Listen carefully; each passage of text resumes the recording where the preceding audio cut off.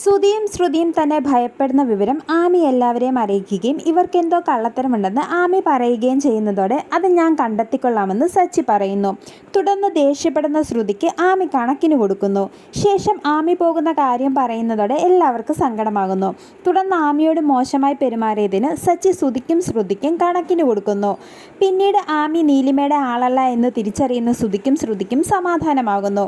പിറ്റേ ദിവസം പോകാനിറങ്ങുന്ന ആമിയോട് സച്ചിയുടെ ജീവിതം തകർത്ത സംഭവത്തെപ്പറ്റി രേവതി വീണ്ടും ചോദിച്ചെങ്കിലും നീ അതൊരിക്കലും അറിയണ്ടെന്നും സച്ചിയെ ജീവനെപ്പോലെ സ്നേഹിക്കുന്ന നിനക്കതൊരിക്കലും സഹിക്കാനാവില്ലെന്നും പഴയ കാര്യങ്ങളൊന്നും ഓർക്കാതെ നിങ്ങൾ രണ്ടുപേരും സന്തോഷത്തോടെ ജീവിക്കാനും ആമി രേവതിയോട് പറയുന്നു.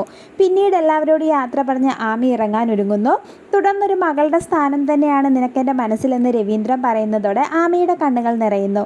ശേഷം നിന്റെ ഏറ്റവും വലിയ ഭാഗ്യമാണ് സച്ചി എന്ന് പറഞ്ഞ് ആമി രേവതിയുടെ നെറ്റിയിൽ ഉമ്മ കൊടുക്കുന്നു. തുടർന്ന് നീയാണ് എൻ്റെ ഏറ്റവും നല്ല കൂട്ടുകാരനെന്നും ജീവിതത്തിൽ ഓർത്തു വയ്ക്കാൻ നീ എനിക്ക് ഒരുപാട് നല്ല ഓർമ്മകൾ തന്നിട്ടുണ്ടെന്നും പറഞ്ഞ് കരയുന്ന ആമീനെ സച്ചി ചേർത്ത് പിടിക്കുന്നു. ഇത് കണ്ട് രേവതിയുടെ കണ്ണുകൾ പോലും നിറയുന്നു. ശേഷം എല്ലാവരെയും ചേർത്ത് നിർത്തി സെൽഫിയൊക്കെ എടുത്ത് ആമി അവിടെ നിന്നും പോകുന്നതോടെ സച്ചിക്കാകെ വിഷമമാകുന്നു. പിന്നീട് സച്ചിയും രേവതിയും ആമിയുടെ സ്നേഹത്തെപ്പറ്റി വാതോരാതെ സംസാരിക്കുന്നു. തുടർന്ന് ആമി പോയതോർത്ത് വിഷമിക്കുന്ന രവീന്ദ്രനെ സച്ചി ആശ്വസിപ്പിക്കുന്നു. പിന്നീട് ആമി പോയതോർത്ത് ശ്രുതിയും സമാധാനിക്കുന്നു. ശേഷം ശ്രുതിക്ക് തക്ക മറുപടി കൊടുത്തതിന് രേവതിനെ അഭിനന്ദിക്കുന്ന സച്ചിയെ കാണിച്ച് എപ്പിസോഡ് അവസാനിക്കുന്നു.